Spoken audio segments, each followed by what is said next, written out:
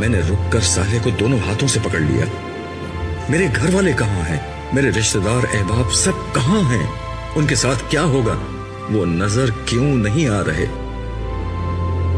साले ने मुझसे नजरें चुराकर कहा, जिन सवालों का जवाब मुझे नहीं मालूम वो मुझसे मत पूछो। आज हर शख्स तन्हा है, कोई किसी के काम नहीं आ सकता।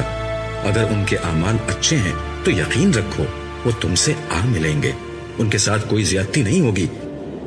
और अगर ऐसा ना हुआ तो साले जुमला नामुकम्मल छोड़कर खामोश हो गया। उसकी बात सुनकर मेरा चेहरा भी बुझ गया।